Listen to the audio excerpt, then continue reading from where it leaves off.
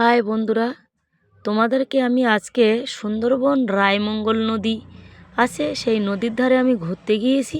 তার কিছু মুহূর্ত তোমাদেরকে দেখাচ্ছি। ও দেখো, সুন্দরবনের যে বড় রায়মঙ্গল নদীর নাম শুনেছো নিশ্চয়ই তোমরা। তো সেই রায়মঙ্গল নদীটার ধারে আমি ঘুরতে এসেছি। এসে ওই নদীটা ওখানে ভেঙে গিয়েছে, তো ওখানে কিছুটা নৌকা বাঁধা আছে। তো আস্তে আস্তে টান দিয়ে আমি নৌকাটাকে কাছে আনার চেষ্টা করছি। দেখতে থাকো। ওই সাইডে একটা নৌকা আছে, সেখানে কাকিমা দাদারা গিয়েছিল রায়মঙ্গল নদীর মধ্যেখানে বাগদা ধরতে। তো তাদের অলরেডি বাগদা ধরা হয়ে গেছে। তো বাগদা নিয়ে তারা চলে এসে ওখানে নেমে পড়লো। তো আমি ভাবলাম এই নৌকাটায় উঠে আমি একটু চড়বো। তো নৌকাটা কাছে আনার চেষ্টা করছি।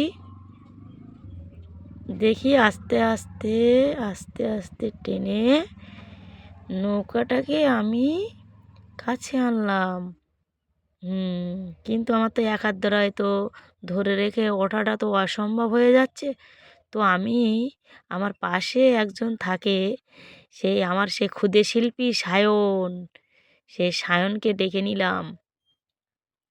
আমার ছোট্ট ছেলে। তো সায়ন ধরে রাখলো, আমি উঠলাম। তো হাই বন্ধুরা, দেখো নৌকাতে উঠে পড়লাম অলরেডি। তো দেখো, তোমাদেরকে আমি রায়মঙ্গল নদীর কিছু মুহূর্ত ঘুরিয়ে দেখাচ্ছি। তো একটু আমি সামনের দিকে যাব, নৌকার মধ্যিখান দিয়ে একটু সামনের দিকে যাই, ওই মাথাটায় যাব। আস্তে আস্তে গিয়ে বসে পড়লাম। তো আমার পিছনে অলরেডি দুটো নৌকা আছে, একটা বড় বোট আছে। তো দাদারা অলরেডি আবার চলে যাচ্ছে বাগদা ধরতে। তো এই দেখো, দাদাদের নৌকাটা ছেড়ে দিয়েছে। আমি উঠে দাঁড়ালাম, যদি আমার নৌকার গায়ে ধাক্কা লাগে। তো আমি ভাবছি দাদারা তো দাঁড়বে, নদীর মধ্যিখানে যাচ্ছে, তো আমিও একটু চেষ্টা করি দেখি। তো আমার কাছে তো দাঁড় নেই। তো আমি বাঁশের হাল দিয়ে ওইটাকে বাওয়ার চেষ্টা করছি। দেখো, হচ্ছে বন্ধুরা। পারি আর না পারি, চেষ্টা করে তো দেখতে পারি, কি বলো? ঠিক আছে। তো আস্তে আস্তে আমি রেখে দিলাম, দিয়ে ওই দাদার নৌকাটা ছেড়ে দিয়েছে। দাদা চলে যাচ্ছে একদম ওই নদীর মধ্যিখানে, বাগদা মারতে যাচ্ছে। আর ওখান থেকে দেখো একটা নৌকা আসছে, ওদের অলরেডি বাগদা মারা হয়ে গেছে, চলে আসছে। দেখো কত দ্রুত বেগে চলে আসছে, দেখো কত বড় নদী। তো বন্ধুরা, আমি এবারে ওখান থেকে নিচে নামবো কীভাবে, তো একটা আইডিয়া। ওখান থেকে আমার লাফ দেওয়া ছাড়া কোনো উপায় নেই, দিলাম লাফ।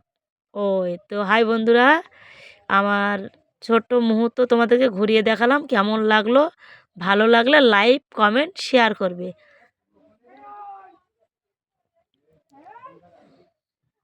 চলে আসলাম আর একটা জায়গায়, দেখো